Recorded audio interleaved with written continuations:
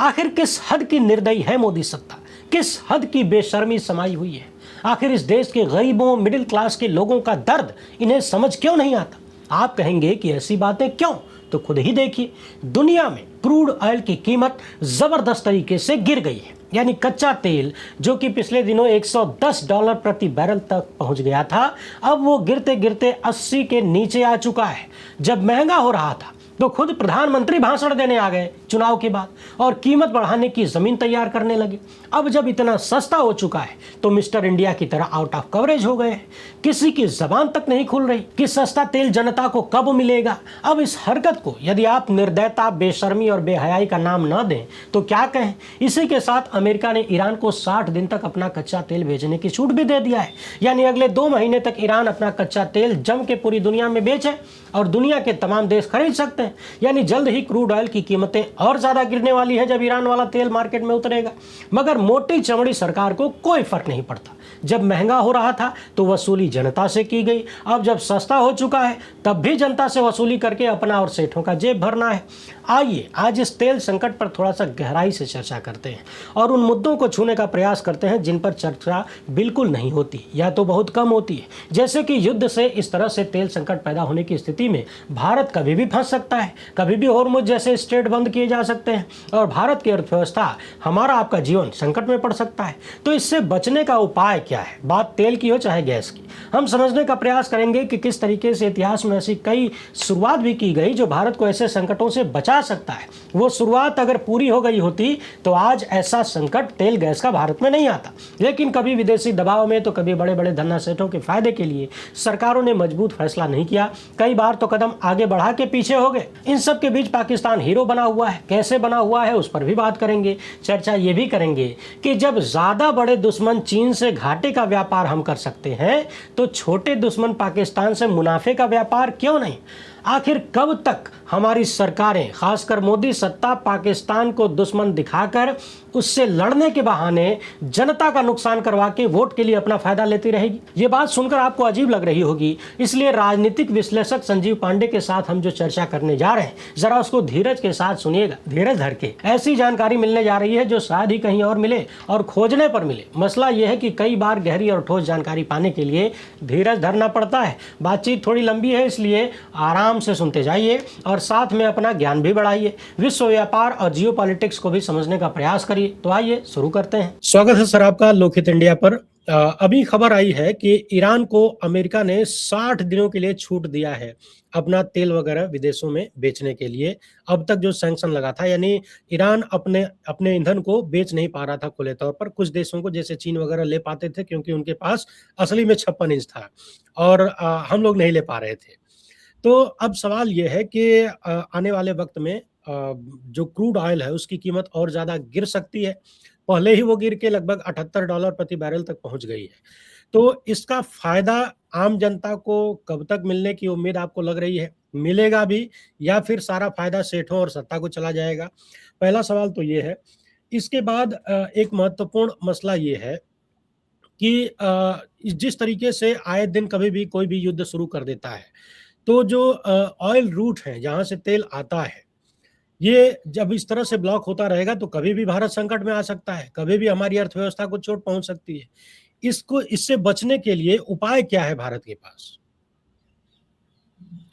पहला सवाल जो आपका है उसका एक बहुत ही सामान्य सा आंसर है कि जो सरकार का विल पावर पे डिपेंड करता है। दुनिया के तमाम देशों ने महंगा जब तेल हुआ तब भी उन्हें सब्सिडी देना जारी रखा और महंगाई ना बढ़े इसलिए लोगों को सस्ता तेल मिलता रहा। दुनिया के कई देशों में आपका उदाहरण मिल जाएगा। इवन कि भारत के पड़ोसी देशों में भी कोशिश की गई कि जनता पे इसका भार ना पड़े, जनता परेशानी में ना आए। तेल अगर अंतर्राष्ट्रीय बाजार में अगर महंगा हुआ है तो उसका सीधा असर जनता पे ना पड़े। लेकिन हमारी सरकार पिछले दिनों दिखाया भी था कि कहां पर कितना सस्ता हुआ है। हाँ, तो पिछले आप ये देखिए कि ये सरकार पिछले 10 सालों में तेल पे टैक्स से अरबों डॉलर कमा चुकी है। लाखों करोड़ में सरकार को इनकम हुआ है। तो सरकार कोई भी, ये सरकार एक ऐसी है देश के अंदर, भारत के अंदर, जो जनता से सिर्फ पैसा कमाने की बात करती है भाषणों में कहती है कि हम जनता को बहुत दे रहे हैं, लेकिन अगर आप उसको देखिएगा तो जनता को कुछ नहीं मिल रहा है। अब जब तेल की कीमतें गिरी, सिर्फ समझौते की एक घोषणा पर से तेल की कीमतें जब गिर गई और 78 से 72 डॉलर के बीच, 72 से 78 डॉलर के बीच ट्रेड कर रहा है, भारत में अभी तक कहीं से भनक नहीं है कि तेल की कीमत गिरेगी। बिल्कुल कोई चर्चा ही नहीं, एकदम ऊपर से इन्होंने मतलब कि इतनी इस हद की बेशर्मी है इस सरकार के अंदर कि आप ये देखिए कि 20% उसमें इथेनॉल बढ़ा मिला के अंतर्राष्ट्रीय बाजार में जब तेल सस्ता है तो आप लोगों का इंजन क्यों खराब कर रहे हो? पहली बात कि मतलब कि अब एक तो महंगा तेल, माइलेज कम हो गया, उसके बाद वो खराब इथेनॉल मिक्स तेल डाल के गाड़ी में मैकेनिक के पास आ रहा है, गाड़ी खराब होने पे 20,000 25,000 का बिल आ रहा है। ऊपर से मंत्री का बयान कि इथेनॉल से गाड़ी खराब ही नहीं हो रही है, भारत में पानी का संकट ही नहीं है। इतने बेशर्म इस देश के मंत्री और पानी के लिए सब बोले जा रहे हैं। नितिन गडकरी ने यहाँ तक कह दिया कि जो पानी का संकट का सवाल उठा रहे हैं वो सब देशद्रोही हैं। हाँ, देशद्रोही है।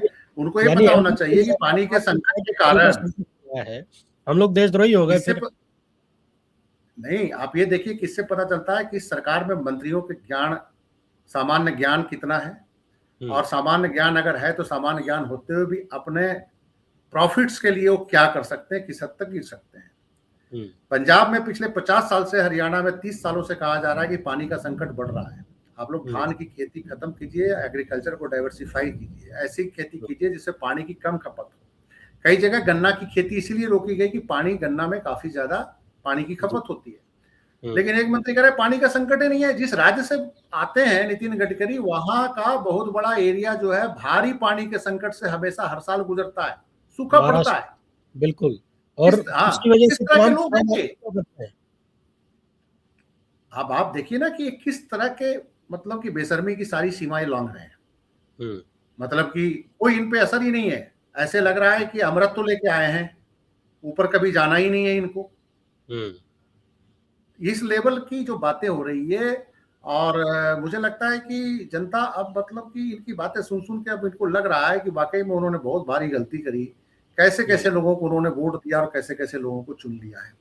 और लोग पाकिस्तानी प्राइम मिनिस्टर का देखिए, जैसे तेल की कीमत कम हुई 74 रुपए उन्होंने पेट्रोल पे कीमत घटा दी, 65 या 67 रुपए डीजल। अगर हम जैसे 74 रुपया पाकिस्तान में तेल सस्ता हुआ तो कितना प्रतिशत कम हो गया लगभग? अगर आप देखेंगे भारत के हिसाब से 30 रुपया यहाँ सस्ता होना चाहिए। भारत में अगर यही उसी रेशियो में अगर कम करेंगे तो भारत में 30 रुपए सस्ता होगा। 30 रुपए कम से, तो जो पेट्रोल 100 रुपए है वो लगभग 70 रुपए के आसपास आ जाएगा। 70-72 में भारत में मिलना चाहिए, और ये पिछले कई सालों से मिलना चाहिए। $60 $70 जब रशिया से सस्ता तेल रहे थे, भारत में सस्ता तेल नहीं मिला। सारे रिफाइनर्स ने यहाँ रिफाइन करके बाहर में बेच के, दुनिया के दूसरे मुल्कों में बेच के प्रॉफिट कमाया। इंडिया में उस समय 60 रुपए तेल मिलना चाहिए था जब रशिया से सस्ता तेल ले रहे थे। ये उस समय जनता को देश के नाम पर सस्ता तेल देता है तो उसका फायदा सेठों को दिया जाता है, और जब तेल रिफाइन करके दुनिया के दूसरे मुल्कों में बेच के अपना रिफाइनिंग मार्जिन कमा रहे हैं। और यहाँ पे भी जो पेट्रोलियम कंपनियां सस्ता तेल खरीद रहे थे रशिया से, उन्होंने वो जो अपने आउटलेट्स पे, चाहे हिंदुस्तान पेट्रोलियम हो, भारत पेट्रोलियम हो, चाहे ये इंडियन ऑयल हो, चाहे रिलायंस की पेट्रोल पंप हो, कहीं पे भी सस्ता तेल नहीं बेचा गया। और वो तेल अगर वो टैक्स भी लगता तब भी 60 से 65 रुपए लोगों को तेल मिल सकता था, लेकिन उन्होंने सस्ता तेल नहीं दिया और जम के मतलब कि अपने खजानों को भरा है। चाहे सरकार ने भरा हो, चाहे पब्लिक सेक्टर ने भरा हो, चाहे प्राइवेट सेक्टर के रिफाइनर्स ने भरा हो। ये तो मतलब क्या समझिए, ये सरकार आम जनता को राहत देने वाली नहीं है, खाली आम जनता की जेब से निकालने वाली है। एक तो बात ये हो गई। दूसरा सवाल मेरा ये था कि इस तरह से युद्ध के कारण कभी भी तेल का संकट पैदा हो सकता है, आर्थिक व्यवस्था बिगड़ सकती है। तो इससे बचने के लिए भारत को क्या करना चाहिए, क्या उपाय है? देखिए, मैं पिछले 40 साल से, देखिए तेल संकट दुनिया में 1970 के दशक में भी आया था, जब अरब इजराइल वार हुआ था जी, तो वो भी एक बहुत बड़ा था। फिर 1990 के दशक में इराक वार के टाइम में भी तेल का संकट आया। फिर उसके बाद 2000 के दशक में भी तेल का संकट आया, जब सद्दाम हुसैन पे फिर कार्रवाई शुरू करी, अमेरिका ने इराक पे फिर कार्रवाई शुरू करी। और उसके बाद तेल का संकट अभी बहुत बुरी तरह से आ चुका है। तो उस समय क्या होता है कि दुनिया के तमाम देश ऐसी संकटों के लिए पहले से ही योजना बना के चलते हैं। हमारे यहाँ भी विगत में जो सरकारें थी उनमें कुछ समझबूझ वाले लोग थे, समझदार थे। वर्तमान सरकारों के मंत्रियों की तरह उस सरकार में नहीं थे। उनको पता था कि आगे फ्यूचर में आने वाले टाइम में क्या एनर्जी संकट आ सकता है, और वैसे देश के लिए जो 85% इम्पोर्ट पे डिपेंड कर रहा है, अपना तेल का प्रोडक्शन है नहीं। तो वैसे में भारत ने 2-3 प्लान पे 1990 के दशक में काम शुरू किया था। उसमें एक तापी था, एक आईपीआई था। आईपीआई था Iran Pakistan India gas pipeline, और जो दूसरा था Turkmenistan Afghanistan Pakistan India pipeline.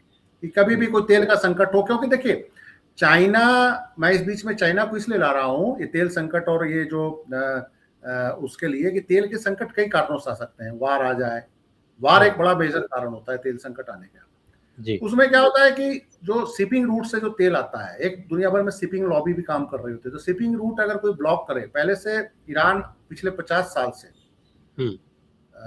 Iran के हमेशा 40 साल से, जब से ये रेवोल्यूशनरी जो ईरान में सांस्कृतिक क्रांति आई थी और ये खुमैनी जब बने वहां, तो ईरान का शुरू से एक प्लानिंग थी। दुनिया के तमाम एजेंसियां जानती थी। ईरान उस समय भी कहता था कि अगर हमें ज्यादा तंग किया गया तो हम हार्मुज को ब्लॉक कर देंगे। और यही कारण था कि दुनिया के समझदार जो राष्ट्रपति जितने भी हुए अमेरिका के और ताकतवर लोग, उन्होंने कभी भी ईरान को सैंक्शन तो लगाया, लेकिन ईरान से डायरेक्ट वारफेयर नहीं लिया, क्योंकि उनकी तेल कंपनियों के बहुत ही ज्यादा इंटरेस्ट मिडिल ईस्ट में है, और उनको पता था कि हार्मुज को अगर ब्लॉक किया गया तो उनके इंटरेस्ट पे काफी नुकसान होगा, अमेरिकन ऑयल कंपनियों को काफी नुकसान होगा। तो यही चीज चाइना भी समझता रहा। चाइना के पास डबल प्रॉब्लम है। चाइना को अगर वेस्ट एशिया का तेल चाहिए था और चाहिए होता है तो उसको 2 स्ट्रेट से पार करना पड़ता है, 2 बड़े, एक मलक्का और एक हार्मुज। वेस्ट एशिया के तेल के मलक्का भी एक बहुत ही सेंसिटिव जोन है। उसको कभी भी अमेरिकन, चाइना को डर लगता है कि कभी भी अमेरिका उसको चोक कर सकता है, उसको रोक सकता है उसके सप्लाई लाइन को काटने के लिए। और हार्मुज का तो ईरान का आपको पता ही है। तो चाइना ने उसका अल्टरनेटिव शुरू कर दिया था। उसका अल्टरनेटिव ये शुरू किया था कि उसने ग्वादर पाकिस्तान में अपना पोर्ट बनाया, पोर्ट को लिया, और ये जिनपिंग ने बेल्ट एंड रोड इनिशिएटिव शुरू किया, और शिपिंग रूट के अल्टरनेटिव उन्होंने लैंड रूट पे काम शुरू किया, क्योंकि एनर्जी की क्राइसिस चाइना में ना आए, तो लैंड रूट के उन्होंने चैनलाइजेशन शुरू कर दिया और लैंड रूट बनाना शुरू कर दिया। Gas pipeline, railway track, highways, ये सारा बनाना शुरू किया, पेट्रोलियम पाइपलाइन। उसमें चाइना पाकिस्तान इकोनॉमिक कॉरिडोर में वेस्ट चाइना से लेके ग्वादर तक उन्होंने ऑलरेडी इन सबों पे काम शुरू कर दिया। आगे ईरान से उसको जोड़ रहे हैं। तो चाइना तो समझदार था। इंडिया की भी लीडरशिप काफी समझदार थी उस समय, और वो काम कर रहे थे, लेकिन किसी न किसी एक जियोपॉलिटिकल प्रेशर ऐसा था कि तापी भी अभी तक कामयाब नहीं हो पाया, तापी को, और आईपीआई भी कामयाब नहीं हो पाया। आईपीआई जो है उसमें ईरान का जो पार्स गैस फील्ड है, वहां से तापी और आईपीआई के बारे में कम शब्दों में दर्शकों को बताएं। देखिए, आईपीआई का प्लान ये था कि आईपीआई जो है ईरान के पार्स गैस फील्ड का गैस को थ्रू पाइपलाइन पाकिस्तान, और पाकिस्तान से फिर इंडिया में लेके आना था, और वो प्लान था पाकिस्तान से होते हुए दिल्ली तक उस गैस पाइपलाइन को लाना था। और वो पाकिस्तान पार्स से शुरू होकर 1100 किलोमीटर ईरान के अंदर, फिर लगभग 700-750 किलोमीटर पाकिस्तान के अंदर, पाकिस्तान के नवाबशाह था, नवाबशाह से फिर आगे चल के इंडिया में उसकी एंट्री होनी थी, और इंडिया से दिल्ली तक आना था। ये तो था आईपीआई। और दूसरा जो था तुर्कमेनिस्तान में अशकाबाद से अफगानिस्तान के कांधार हेरात होते हुए पाकिस्तान में क्वेटा में एंट्री थी। क्वेटा से फिर वो सीधा बलूचिस्तान होते हुए पाकिस्तान के पंजाब प्रांत के मुल्तान, और मुल्तान से फाजिल्का, पंजाब में जो फाजिल्का, वहां इस गैस पाइपलाइन को लाने का आज भी योजना है। योजना पाइपलाइन में है, लेकिन वो अमेरिकन प्रेशर में डिले होता गया, और कुछ इंडिया के जो कोस्टल जो शिपिंग लॉबी है वो इस लैंड रूट का विरोध करती रही है, क्योंकि उनका इनकम घटता है। जहाजों का शिपिंग से, जहाजों से जो गैस आता है, वो पूरी एक लॉबी काम कर रही होती है। इंश्योरेंस कंपनियां होती हैं जिनके मुंबई में, गुजरात के बंदरगाहों में बहुत भारी इंटरेस्ट है, पैसा लगा चुके हैं। वो कभी नहीं चाहेंगे कि गैस पाइपलाइन सफल, क्योंकि उनके लिए नेशनल इंटरेस्ट नहीं है, उनके लिए अपना पर्सनल इंटरेस्ट है कि हमारे जो बंदरगाह है वहां पे आता रहे, उनको पैसा मिलता रहे, उनके शिपिंग जो कंपनियों में जिनके पैसे लगे हुए हैं उनको प्रॉफिट होता रहे। गैस पाइपलाइन बन जाएगा तो फिर शिपिंग कंपनियों का आधा काम तो खत्म हो जाएगा इंडिया के लिए, जो इतना बड़ा जो एनर्जी हंग्री जो देश है, जहां पे इतनी ऊर्जा की जरूरत है। तो उसमें क्या हुआ कि 2009 में इंडिया किसी न किसी प्रेशर में, अमेरिकन प्रेशर में, मनमोहन सिंह की गवर्नमेंट थी, इंडिया आईपीआई से निकल गया। पाकिस्तान आईपीआई में रहा, लेकिन 2014 में पाकिस्तान भी आउट हो गया अमेरिकन प्रेशर में, जबकि ईरान ने 1100 किलोमीटर का पाइपलाइन बना दिया है। वो पाइपलाइन तैयार है। आज अगर पाकिस्तान अपने हिस्से का पाइपलाइन 700 किलोमीटर का बना देगा तो पाकिस्तान तक गैस की आपूर्ति शुरू हो जाएगी। और उसको ईरान इंटरनेशनल आर्बिट्रेशन कोर्ट में जाने की धमकी भी दे रहा है कि आपने वादा के हिसाब से जो साइन हुआ था आपने पूरा नहीं किया और हमारा पैसा लग गया और हमारा इन्वेस्टमेंट हो चुका है पाकिस्तान के लिए। इसी ढंग से अफगानिस्तान की प्रॉब्लम है, पाकिस्तान की प्रॉब्लम है, तापी गैस पाइपलाइन भी बीच में अटका हुआ है। अगर आप ये समझते हैं कि दोनों गैस पाइपलाइन अगर ये शुरू हो जाता है तो आप समझ लीजिए कि आधे भारत को गैस के संकट से मुक्ति मिल जाएगी। तो ये एक बहुत बड़ा प्रोजेक्ट है जिसमें अगर मैं आपसे पूछूं कि ये दोनों ही पाइपलाइन अगर आज के समय में चालू रहे होते तो ये संकट आता क्या? बिल्कुल नहीं आता। आपको राशनिंग नहीं करनी पड़ती, कॉमर्शियल गैस सिलेंडर को बंद नहीं करना पड़ता, होटलों को रेस्टोरेंट्स को जो मिल रहा है दिक्कतें उनको जो आ रही है कॉमर्शियल गैस सिलेंडर, इवन की आप घरेलू गैस सिलेंडर भी लीजिए तो आपको दिक्कत आ रही है। 25 दिन 26 दिन का गैप है, ये दिक्कत ही नहीं आती। लेकिन हमारे यहाँ बेसिकली हमारे यहाँ मुल्क का इंटरेस्ट काम नहीं करता। हमारे यहाँ लीडर का जो पर्सनल इंटरेस्ट होता है, अपना प्रॉफिट होता है कि उनका जेब कितना भर रहा है, उनके जो कारपोरेट मित्र हैं उनको कितना जेब भर रहा है। जो वहां से आप ये देख लीजिए कि कभी भी इंडिया गवर्नमेंट ने थ्रू लैंड रूट यूरोप तक रास्ते की बात क्यों नहीं करी? Via Pakistan, Afghanistan, central Asia होते हुए यूरोप तक क्यों नहीं बात करी? बॉम्बे और गुजरात में इतना स्ट्रॉन्ग लॉबी है कि वो हमेशा वो चाहते हैं कि समुद्र रूट से अभी जो middle east, India middle east यूरोपीय इकोनॉमिक कॉरिडोर है वो बॉम्बे से चलेगा, शिपिंग रूट से जबेल अली जाएगा, जबेल अली से यूएई जाएगा, यूएई जाएगा, जबेल अली यूएई में है जो बंदरगाह है जबेल अली, और उसके बाद वहां से वो सऊदी अरबिया जाएगा, सऊदी अरबिया से इजराइल होते हुए फिर यूरोप तक वो कॉरिडोर जाएगा। तो अब बताइए कि भारत में जो बड़े व्यापारी हैं जिनका इंटरेस्ट है पैसा कमाने का शिपिंग के जरिए, वो नहीं चाहते कि देश का भला हो और देश की जनता का भला हो, उन्हें सस्ती चीजें मिले। अच्छा, अगर ये पाइपलाइन चालू होती, वहां से गैस और तेल मिल रहा होता, तो मुझे लगता है कि ये गैस और तेल काफी सस्ता मिलता हमें। आप देखिए कि शिपिंग से बहुत कम कॉस्ट पड़ता है पाइपलाइन का, ट्रांसपोर्टेशन कॉस्ट तो सस्ता हो ही जाता ना। ट्रांसपोर्टेशन का कॉस्ट, इंश्योरेंस का कॉस्ट बहुत वो, हाँ, जिस देश से पाइपलाइन गुजर रहा है उसको कुछ ट्रांजिट जो टैक्स होता है जिसको चुंगी बोलते हैं वो देना पड़ता है। तो चुंगी तो जहाज में देना ही होता है, मतलब कि वो उनका मेंटेनेंस कॉस्ट होता है, उसमें वो अपना इलाका दे रहे हैं, अपना एरिया दे रहे हैं, उन्होंने पाइपलाइन अपने पैसे से बिछाया है अगर अपने एरिया में तो कुछ तो उसका कॉस्ट लेंगे ना वो, लेकिन वो फिर भी इनसे बहुत सस्ता पड़ता है। लेकिन उसके अलावा जो सबसे बड़ी बात है कि अभी जो आप जैसे ये रूट क्लोज हुआ है और जो क्राइसिस में आ गए, उस क्राइसिस से हम बच जाते हैं। कीमत की भी बात छोड़ दीजिए, अभी तो कीमत का ही मसला नहीं है, अभी तो आपको गैस ही शायद मिल ही नहीं रहा, तो गैस ही नहीं मिलता, लकड़ी बनाना पड़ता।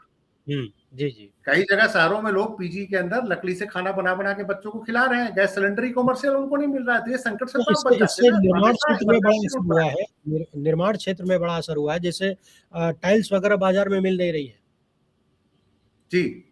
उस क्षेत्र में जो सड़क के लिए जो कुछ सामग्रियां चाहिए सड़क निर्माण में वो नहीं, वो महंगी हो चुकी है। फिर उसके बाद उर्वरक महंगा हो चुका है जो वेस्ट एशिया और मिडिल ईस्ट से आता था। तो वो सारी चीजों पे इफेक्ट तो पड़ा ही है, इसमें तो कोई शक नहीं है। लेकिन हमारी सरकार को क्या फर्क पड़ता है? हमारी सरकार विज्ञापन के बल पर चलती है, अखबारों में बड़ा बड़ा विज्ञापन, जनता चाहे कष्ट में जितना रहे उनको कोई फर्क नहीं पड़ रहा है, क्योंकि उन्होंने तो अल्टरनेटिव ढूंढ देते हैं ना। वो कहते हैं कि हम 100% इथेनॉल पे कार चला लेंगे, कल को हो सकता है गडकरी जी ये घोषणा कर दे कि हम पानी पे ही गाड़ी चला लेंगे। मोदी जी जैसे गैस के पाइप, गैस से खाना बना लेते थे नाले की गैस से, वैसे ये योजना आ जाएगी। नाले के गैस से चाय बनाते थे, ऐसी आ जाएगी कि पानी से कार चल रहा है, कोई जरूरत नहीं है बैटरी का, उसका गाड़ी लीजिए 20 लाख का पानी पहले तक। एक बात यह है कि कुछ समय पहले तक लोग तुलना करते थे कि मोदी जी जो है ज्यादा हवाबाजी कर देते हैं, कुछ भी बोल देते हैं, नाले की गैस से चाय बनाने लगते हैं। लेकिन गडकरी साहब समझदार आदमी है, अब लग रहा है कि ये उनको भी पछाड़ने में लग गए हैं। नहीं, गडकरी तो प्रैक्टिकली उसको बाजार में उतार चुके हैं ना। वो तो बोलते थे, उसको इम्प्लीमेंटेशन पर उन्होंने जोर नहीं दिया। ये कहते हैं इम्प्लीमेंट करो, इम्प्लीमेंटेशन शुरू हो चुका है। एक बात बताइए, पाकिस्तान में भी गन्ना का उत्पादन होता है, पाकिस्तानी इथेनॉल पे क्यों नहीं आ रहे? वो भी 80% इंपोर्ट करते हैं तेल, उनके पास भी नहीं है तेल, वो भी गैस और तेल के इंपोर्ट पे डिपेंड कर रहा है। उनका भी सबसे बड़ा जो संकट है और सबसे बड़ा जो इंपोर्ट बिल है वो इसी का है, तेल का है, एनर्जी का है। तो लेकिन समझ में नहीं आता कि हमारे जो पॉलिसी मेकर्स हैं उनके दिमाग में क्या है, किस तरह के ब्यूरोक्रेट हैं, किस तरह के उनके साइंटिफिक एडवाइजर हैं, किस तरह के उनके इकोनॉमिक एडवाइजर हैं। 100 अरब डॉलर में से अगर 20-30 अरब डॉलर बचा भी लीजिएगा तो 20-30 अरब डॉलर का तो ऑटो इंडस्ट्री आपका बैठ जाएगा यहाँ का। लोग पेट्रोल की गाड़ियां खरीदना बंद कर रहे हैं। कौन 20 लाख रुपए लेके गाड़ी खरीदेगा और 2 साल में उसका इंजन बैठ जाएगा? ये प्रॉब्लम कौन वो करना चाहेगा? बड़ी अलग अलग तरह की प्रॉब्लम है। अच्छा, जैसे आपने पाकिस्तान की स्थिति बताया कि वहाँ भी तेल की जरूरत है, लेकिन वो लोग इथेनॉल का यूज नहीं कर रहे हैं। सवाल ये है कि पिछले कुछ सालों में पाकिस्तान तमाम क्षेत्रों में हमें पछाड़ता क्यों जा रहा है? आप फ्री प्रेस की बात कर लीजिए, आप मीडिया की आज़ादी, इसके अलावा जो जुडिशरी की बात है उसको देख लीजिए, वो भी हमसे बेहतर नजर आती है। वहाँ के जज यदि कुछ गलत फैसला कर लें तो सामने आके कहते हैं कि हमने ये गलत किया है, हमें खेद है। इसके अलावा आप जैसे इथेनॉल का जिक्र कर रहे हैं, तो ऐसा क्या हो गया है कि पिछले अमृतकाल लागू होने के बाद से जो लोग बार बार पाकिस्तान के नाम पर वोट मांगते थे, उन्होंने पाकिस्तान से भी नीचे पहुंचा दिया हमें? देखिए बाबा, हमारी तो स्थिति ये है कि हमने दुश्मनी किससे पाल रखी है? पाकिस्तान से। दुश्मनी करनी हो तो किसी बड़े बदमाश से करो, चाइना से करो। चाइना से तो आपकी घुड़की बंद हो जाती है, आपके एरिया में घुस जाता है, आप स्वीकार नहीं कर पाते। पाकिस्तान को परमानेंट दुश्मन जो बनाना जो है आपके इंटरेस्ट में नहीं है। आप चाइना से दुश्मनी किए हुए, चाइना से आप व्यापार कर रहे हो। पाकिस्तान से दुश्मनी किए हो, पाकिस्तान से व्यापार नहीं कर रहे हो। जबकि पाकिस्तान इतना इंपॉर्टेंट लैंड रूट है कि अगर आज उससे आपके इकोनॉमिक रिलेशन सुधर जाए, जिसमें मतलब कहा जाता है कि आप जियो इकोनॉमिक्स की बात करो, जियो पॉलिटिक्स की बात नहीं करो। जियो पॉलिटिक्स से ज्यादा इंपॉर्टेंट जियो इकोनॉमिक्स है। आप थ्रू पाकिस्तान, अफगानिस्तान, अगर सेंट्रल एशिया के रूट को अगर आप पकड़ते हो और ये पूरा का पूरा पंजाब का बॉर्डर और इधर हरियाणा के बॉर्डर के सारी इंडस्ट्री का एक्सपोर्ट वहां शुरू कर देते हो, जिसमें अफगानिस्तान, पाकिस्तान, फार्मा इंडस्ट्री पाकिस्तान में बहुत वीक है। वो हमेशा इंडिया की दवाइयों पर निर्भर रहना चाहते हैं। बहुत महंगी दवाइयां उनको दुबई के थ्रू जाता है उनके पास, इंडिया से स्मगल होकर दुबई के थ्रू जाता है। वो अगर इधर से दिल्ली से, हरियाणा से, बद्दी से, हिमाचल से अगर दवाइयां जाएगी तो आपको प्रॉफिट है। लेकिन आपने चूंकि एक नैरेटिव बना रखा है कि पाकिस्तान के को दुश्मन बनाए जाने से आपको यहाँ वोट मिलेगा, तो आप उसमें अपने देश के इंटरेस्ट का खात्मा कर रहे हो, मेरा ये मानना है। तो देखिए, और वो पाकिस्तानी लीडरशिप जो है वो शुरू से बैलेंस करके चलती है। उनके लीडरशिप का एक बड़ा कमाल का एक तरीका रहा है। देखिए, इकोनॉमिकली वो फ्यूडल स्टेट है, डेमोक्रेसी वहां हो नहीं पाया, आर्मी ने कब्जा कर लिया, और जो राजनेता है वो भी फ्यूडल है। लेकिन जो उनकी ज्योग्राफी है, उस ज्योग्राफी का बेहतर इस्तेमाल करना उनके आर्मी के अफसरों ने, आर्मी के लीडरों ने और वहां के डेमोक्रेटिक लीडरों ने इस चीज को बखूबी इस्तेमाल किया कि जो हमारी ज्योग्राफी है उसका कैसे बेहतर इस्तेमाल करें। अच्छा, अगर मैं आपसे एक छोटा सा उत्तर चाहूं कि अगर चीन और पाकिस्तान दोनों से जो जैसे हमारे रिश्ते हैं, जिस तरीके से ये सरकार उसको देखती है, किससे दोस्ती करने में, व्यापारिक दोस्ती बढ़ाने में हमें फायदा है? चीन से आप इंपोर्ट कर रहे हैं, पाकिस्तान को आप एक्सपोर्ट करेंगे, आपका बैलेंस ऑफ पेमेंट ठीक होगा। पाकिस्तान से टेंटेटिव जो एक ट्रेड का जो एक माना जा रहा है कि हम कितना तक ट्रेड अभी भी आज शुरू करें, अगर खुल के ट्रेड शुरू करें तो कितना का ट्रेड, तो आपको उम्मीद, आप सोच सकते हैं कि 1 से 1.5 अरब डॉलर का जो हम ट्रेड कर रहे हैं वो 30 अरब डॉलर तक जा सकता है 1 साल के अंदर। 2 साल के अंदर 30 अरब डॉलर। आपका कपास का खरीदार है, आपकी दवाइयों का खरीदार है, आपसे आलू मंगवाना चाहता है, आपसे टमाटर मंगवाना चाहता है, आपसे प्याज मंगाना चाहता है। पंजाब से उनका प्याज इतना सस्ता पड़ेगा, वो दुबई से आलू मंगवाते हैं, दुबई से कभी कभी प्याज उनको मंगवाना पड़ता है जब शॉर्टेज आ जाता है, तो दवाइयां तो दुबई से मंगवाते ही हैं। इवन कि ऑटो इंडस्ट्री हमेशा पाकिस्तान में हमेशा कहता रहा है कि ऑटो इंडस्ट्री के लिए आप हमारा रेट खोलिए, और हम मारुति और होंडा जो जापान से लाकर असेंबल करते हैं वहां पे, मारुति होंडा सारी इंडिया की गाड़ियां, वहां भी जो जापानी कंपनियां वहां भी कारोबार करती हैं, लेकिन वहां से वो मटेरियल जाता है, वहां असेंबल होता है। वो कहता है कि हम तो यहाँ से सीधा अपना ऑटो पार्ट्स लेके उतना दूर के बजाय हम यहाँ से लेके असेंबल कर लेंगे पाकिस्तान के अंदर। ऑटो इंडस्ट्री तो हमेशा कहती है कि पार्ट्स के लिए हमें बहुत दूर जाना पड़ता है, पार्ट्स हम इंडिया से मंगा सकते हैं। इंडिया में गुड़गांव में सारे, मानेसर में सारी मारुति के, होंडा की सारी की फैक्ट्रियां हैं यहाँ पे। तो आप वहां पे ट्रेड सरप्लस में आएंगे, चाइना से आप ट्रेड माइनस में है, हर चीज इंपोर्ट कर रहे हैं, और पाकिस्तान से जब आपका ट्रेड बढ़ेगा तो आपका 25-30 अरब डॉलर का फायदा है। तो अब इस मूर्ख सरकार को कौन समझाए? दोनों दुश्मन है, एक से आप पिटाई कर खा लेते हो, आपके एरिया में घुस के कब्जा कर लेता है, चारों सेक्टर में आपको तंग कर रहा है, क्या उत्तराखंड सेक्टर, क्या हिमाचल सेक्टर, क्या लद्दाख सेक्टर और क्या अरुणाचल सेक्टर। लेकिन आपकी आवाज नहीं निकलती, आप उनसे हाथ भी मिलाते हो, उनसे गले भी मिलते हो, हाथ मिलाने के लिए बेचैन रहते हो। हमारे एरिया में घुस जाते हैं तो कहते हैं ना कोई आया ही नहीं था, और पाकिस्तान पे आंख दिखा रहे हो। तो मेरा ये मानना है कि बैलेंस अप्रोच होना चाहिए। हम तो कहते हैं चाइना से भी बातचीत कीजिए, बराबरी में बातचीत कीजिए, गिड़गड़ा के बातचीत नहीं कीजिए, हाथ नहीं जोड़िए। पाकिस्तान से भी जहां तक नेशनल इंटरेस्ट की बात है, पाकिस्तान से कौन समझौता करना चाहेगा? कश्मीर के मुद्दे पर आप अपने को टाइट रखिए, भैया कश्मीर हमारा था, हमारा है, हमारा रहेगा। लास्ट तो करता है कि पीओके लेकिन हमारे जो नेता लोग हैं वो बयान ही देते हैं पीओके जल्द आ जाएगा। कब आएगा भाई? ट्रम्प की एक धमकी से आपने 4 दिन में युद्ध खत्म कर दिया। तो अब उस चीज को जो चल रहा है चलने दीजिए, लेकिन युद्ध के साथ साथ आप अपना व्यापार भी शुरू कीजिए, अपने लोगों का इंटरेस्ट भी देखिए, आपका जहां से बेनिफिट है। पाकिस्तानी कहते हैं कि इंडिया से ट्रेड होगा तो पाकिस्तानियों को बेनिफिट ये है कि उनको सस्ता सामान मिलेगा, और अगर इंडिया को बेनिफिट है कि इंडिया का मैन्युफैक्चरिंग स्ट्रांग होगा। आज चाइना पाकिस्तान पे कब्जा किए हुए है, पाकिस्तानी मार्केट में चाइनीज माल है, इंडिया का माल भी वहां सस्ता पड़ेगा, इंडियन माल भी जाकर वहां कंपटीशन चाइनीज मालों से कर सकता है। कौन रोक रहा है? लेकिन तैयार नहीं है हमारी सरकार के लीडरशिप जो है, इनके अपने इंटरेस्ट है। अच्छा, अभी पाकिस्तान कितना स्मार्ट है, उनके लीडरशिप कितना स्मार्ट हो तो अभी दिख गया।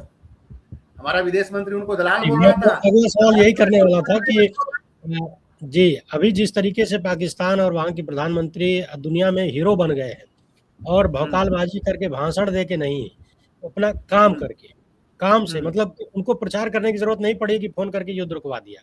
दुनिया देख रही है कि कैसे वो डीलिंग करवा रहा है, और वो तब भी संभाल ले रहे हैं जब ईरान ट्रंप के ट्वीट से नाराज होकर मीटिंग से निकल जाता है। वह उनके उपराष्ट्रपति से हाथ तक नहीं मिलाते ईरानी अधिकारी, तो उसके बाद भी पाकिस्तान संभाल लेता है, और मीटिंग चल रही है, बातचीत हो रही है, और अमेरिका को लाइन पे ला रहा है।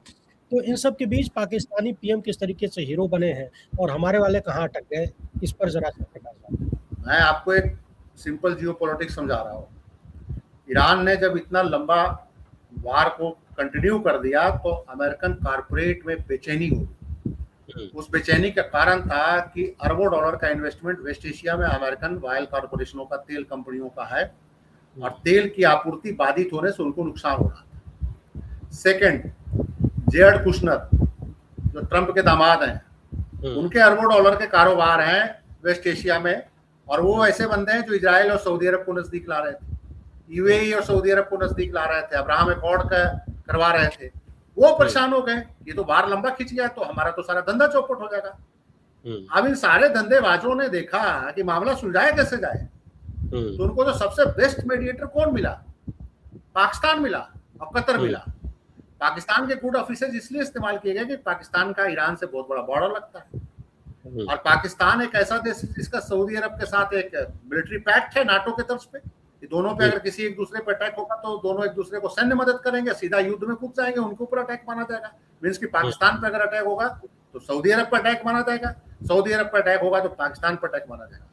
सऊदी अरब, यूएई, सारों ने पाकिस्तान को कहा कि आप बीच में मेडिएट कीजिए, और वो पाकिस्तान वो था जिसने खामैनी साहब की जो अपने सुप्रीम लीडर की मौत के बाद उसने इसकी निंदा भी की थी।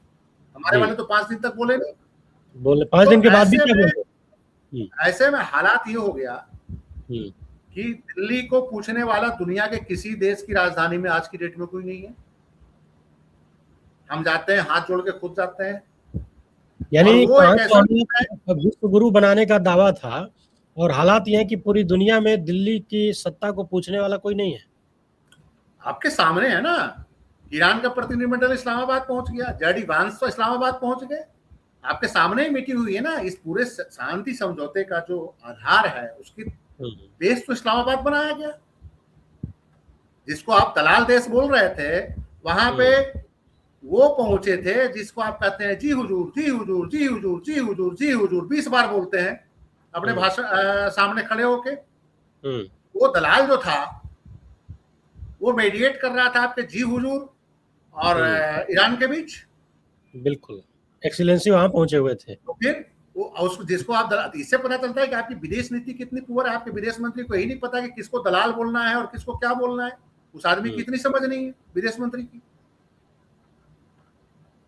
आपके लीडर वहां जी हुजूर बोल रहे हैं, एक्सेलेंसी एक्सेलेंसी बोल रहे हैं, और वहां अमेरिकी वाइस प्रेसिडेंट जाके बैठा हुआ है कि समझौता कराओ। बिल्कुल। तो बड़ा बढ़िया विदेश नीति किसकी हुई? आप जिसके सामने झुके हैं वो वहां जाके दरबार लगा रहा है। अरे भाई आप देखिए कि वो पाकिस्तान जो है चाइना के साथ भी दोस्ती किए हुए है। आपके खिलाफ युद्ध हो रहा है तो चाइना की टेक्नोलॉजी से युद्ध करके चाइना के टेक्नोलॉजिकल सपोर्ट हो ले रहा है। अमेरिका जो है उसको कह रहा है कि मध्यस्थता करा दो। उससे बढ़िया चालाक देश कौन है? अच्छा, पाकिस्तान की ये जो कूटनीति देखने को मिली है कि अमेरिका और चीन आपस में दुश्मन, आपस में रोज टकराने वाले, और उन दोनों दुश्मनों से पाकिस्तान के रिश्ते बेहतर है। ये 1950 से है। ये उनकी विदेश नीति की बड़ी खासियत है। उसने परमाणु सैंक्शन लगे होने के बावजूद परमाणु परीक्षण भी किया। परमाणु परीक्षण नहीं, परमाणु बम बना लिए परीक्षण से पहले। और उस जमाने में भी अमेरिका से सहायता भी $5 अरब का 1980-82 में जनरल जिया ने ले लिया था। और बम भी बना लिए जिसमें अमेरिका का सैंक्शन लगा हुआ था कि आप बम बना नहीं सकते। तो देखिए वो अपनी ज्योग्राफी का बेहतर इस्तेमाल करना चाहता है। आप अपनी ज्योग्राफी को नेशनल इंटरेस्ट में इस्तेमाल नहीं करते। आप अपनी ज्योग्राफी को चंद कारपोरेट घरानों के इंटरेस्ट के लिए इस्तेमाल करते हैं। उनके लिए जाके वहां पे आप बातचीत करते हैं। देश के लिए तो आप बात ही नहीं करते विदेशों में जाके कि भारत के हित क्या हैं। भारत के हित के लिए तो कोई बात ही नहीं हो रही है। आप बताइए कि अमेरिका से ट्रेड डील होने वाला है। अमेरिका कह रहा है कि हमसे सोयाबीन खरीदो, हमसे मक्का खरीदो, हमसे तेल खरीदो। सोयाबीन और मक्का अगर और अमेरिकी पनीर उत्पाद और दुग्ध उत्पाद अगर भारत खरीदना शुरू हो गया तो हमारे किसानों का क्या हाल होगा आप बताओ। और भारत के किसान किसान तो भूखे मरते हैं। यहाँ का बुरा हाल हो जाएगा किसानों का। जो ट्रेड डील हो रहा है फार्मर्स इस बात का डिमांड भी कर रहे हैं। तो जिस देश का मुखिया अपने देश की जनता के हितों के बजाय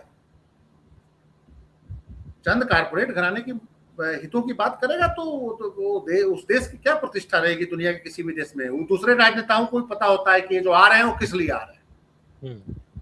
उनको पता है कि भारत के हितों की बात करने नहीं आ रहे हैं। ये अपने हितों के, अपने कुछ चंद दोस्तों के हितों की बात करने आ रहे हैं जी, और अपनी कुर्सी बचाने के लिए आ रहे हैं। पूरा मूल सार तो ये रह गया है।